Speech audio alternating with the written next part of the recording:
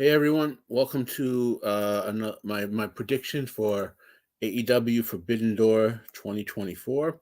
I'm just gonna do my standard crappy audio check, to make sure that the sound is good by going to my page and you know, yep, we're good. Our sound is good. So I'm on my laptop.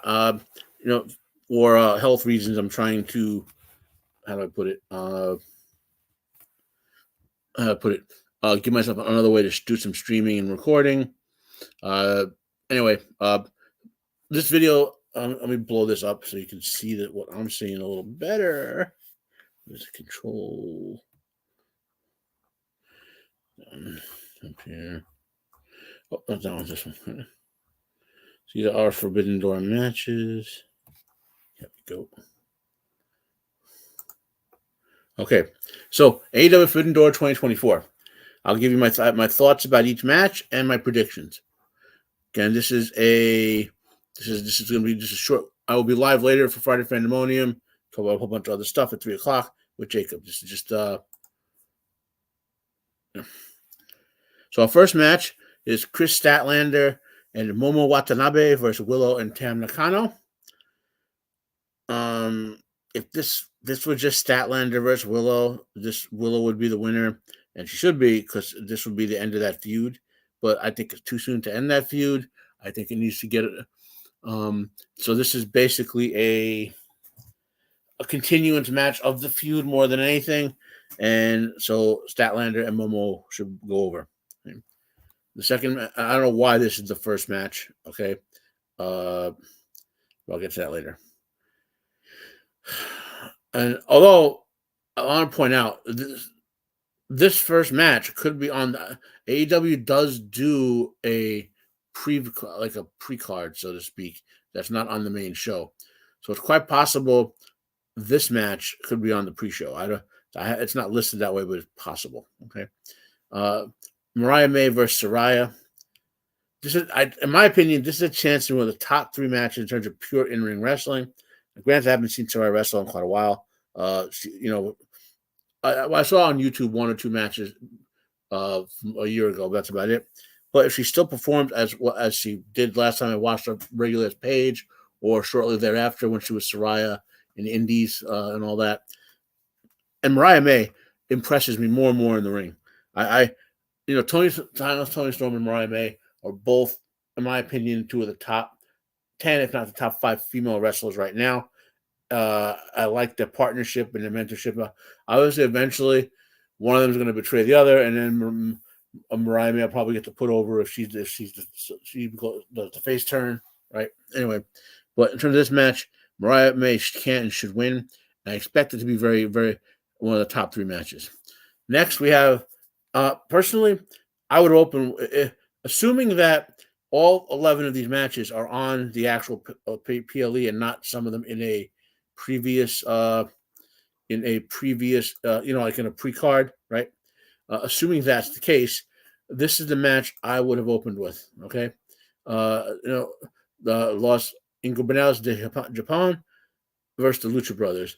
I've been a big fan of Penta Lazaro Mierdo since I first saw him in Lucha Underground.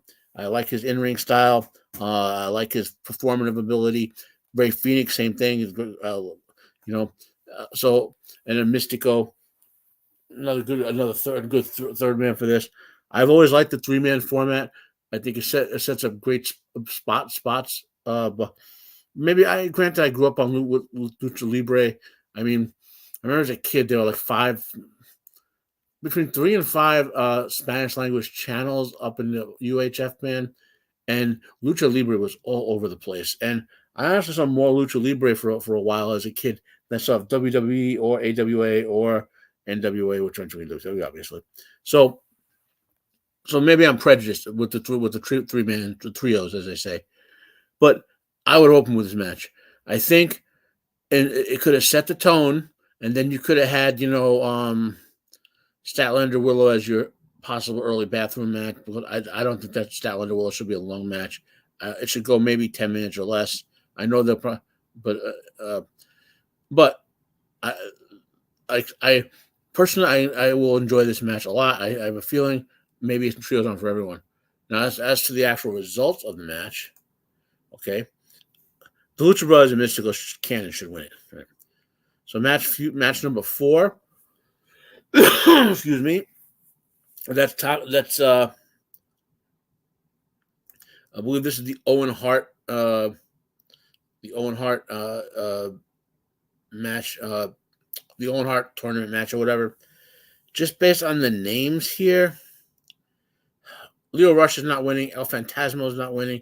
Dante Martin's not winning. Okay. Briscoe doesn't need the push. So I'm expecting Takashita or Perry to win this. There may be some outside interference from the Elite. I'll go with Takashita. Mm-hmm. Now match number 5. My numbering is a bit off, by the way, because I called both match 4 and 5 match number 4. Mm-hmm. This match number 5 is a feud ender.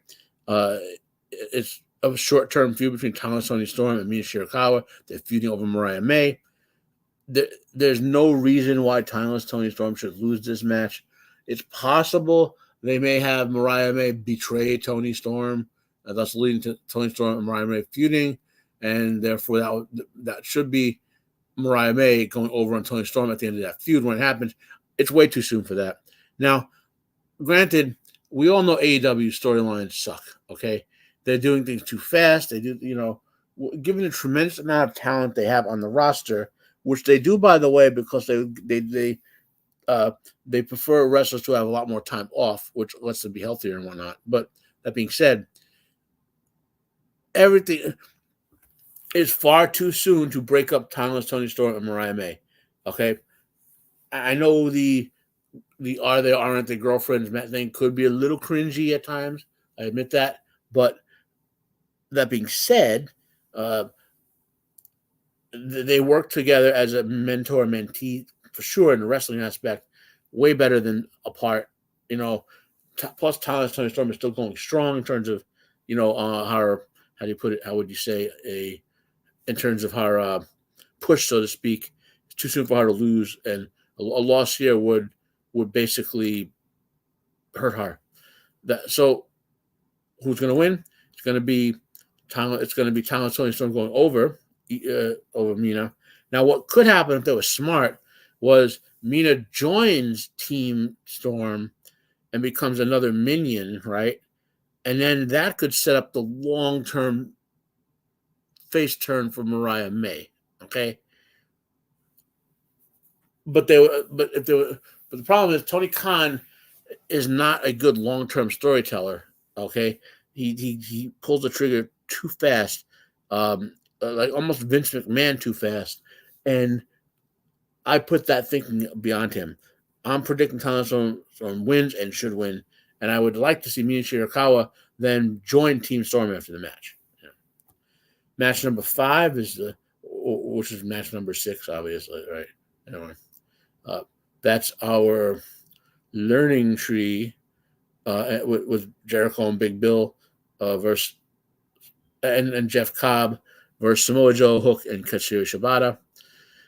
As a faction, the learning tree is basically about 2 things. It's Jericho putting over the younger talent, and as a faction, putting over their heel faction, they have to put over a face team. They've done all the heel heat build up. Samoa Joe, Hook, and Shibata, they're getting a push as a trio. They have a really good little dynamic going. There's no way that Team Joe should lose this in terms of storyline, okay? And so that's basically one of 2 things is going to happen. Either Team Joe is going to win, or a new member of the learning tree appears, or Shibata heel turns and joins the learning tree, and that's how the learning tree wins, okay? Big Bill will look strong. They will use this match to give Big Bill a push as well, okay? Match number 6, or what I'm calling match 6 in my erroneous accounting, Zack Sabre, Orange Cassidy. That is your bathroom break match. Orange Cassidy wins. If they give this match more than 7 or 8 minutes, they're stupid. Match 7. This is, I believe it's a New Japan title match. Moxley's going to win this. He's getting the push as New Japan champion right now. I expect this to be one of the top 3 matches in terms of quality, by the way. So, fresh on your break from the Orange Cassidy match, when you back from the bathroom, you get this good match. Match number 8. This is MJF versus whomever. MJF is back and starting to get a push again. I'm predicting MJF will be the one to take the belt from Swerve eventually. His abilities on the mic and in the ring, if you combine mic work with ring work, he's one of the top 2 or 3 guys in AEW. He and Samoa Joe, but they're probably the 2 best. Excuse me. So MJF can and should win. I expect this a really good match. However, I don't think they're going to give it a long period of time. So that's why I'm saying that's why I don't think one of the best 3 matches. Right? Match 9, what I'm calling match 9. The Elite will win, or they should. Not another question. The Elite storyline has been kind of dubious, but the match quality should be high. Match 10, Daniel Bryanson's or Brian Daniels has indicated that he's going to retire in the next year or so. So he's going to get a combination of matches where he goes over and looks really good and matches where he puts people over. And this is a match where he can and should look good in, so he's going to get the win. Okay. And in match 11, or the final match, which is match 12, this can and should be one of the top 3 matches, has the potential to be considered match of the year. I'm really impressed with Will Ospreay as a talent. Swerve impressed me. I mean, it wasn't just Samoa Joe putting him over. He's got great athleticism in the ring. He's really good on the mic on short promos. Don't know. He's got to work with. Maybe he'll develop as a talent on the long promos. So Swerve is a talent who could, but he has to go clear heel, and I think that's what they're going to do here. The goal of this match is to put Ospreay as a clear face and Swerve as a clear heel, okay? Because Swerve was chasing Samoa Joe, who was on a heel run, right? So the crowds are cheering for Swerve like he's The Rock, basically, in a sense. But they need Swerve. Swerve's naturally better as a loner type, which works as a heel, okay? So that's, which is going to sound contradictory to what I'm going to say in a second, but they need to use this match to make Swerve a heel. That's the main thing, okay? Will Tony Khan and his genius do that? Who the frig knows? Okay? So what I'm expecting, Swerve can and should win. The question is, and since it's the final match, Ospreay's going to be on the international title for quite a while, in my opinion. Probably longer than Swerve's going to have the heavyweight title. And they've been building towards the Don Callis family and Ospreay breaking up. So, and there's another rumor that Ricochet may appear, his first AEW appearance will be at this match. So, what does that lead into? 1 or 2 scenarios, I think. Okay. Now, the finish of the match itself will be clean, right? Swerve will cleanly win over Ospreay. The interference is either going to come beforehand, where the Don Callis family comes out to try to help Ospreay win. Ospreay will either fight them off himself and protect Swerve, or possibly Ricochet can come out because he's a friend of Ospreay in real life, and will Ospreay fight off the family, right? That's one possibility there, okay? Another possibility is that at the end of the match, right, the Callis family comes out to jump Will Ospreay out, saying, if we had helped, you would have won. Ricochet appears to help Ospreay. Then Swerve, in my opinion, if they did this, they'd be very well served to have Swerve help the family and join the Don Callis family and put him at the head of the family with the heavyweight title. Let him be a leader heel. I mean, this is like how The Rock joined the Nation domination in a way, but that would serve Swerve's character to give him all the heat. The Don Callis family would come on. There's on him. So now this is me storyline telling, right? Where they do whether Tony Khan does all that, who knows? But what will happen is that Swerve Strickland will win. The finish will be fairly clean, and either the Callis family will interfere during the match, in which case Ospreay will fight them off, possibly the Ricochet, or they will put after the match, and he will get jumped out of the family either on the end of this Forbidden Door or on the next pay-per-view.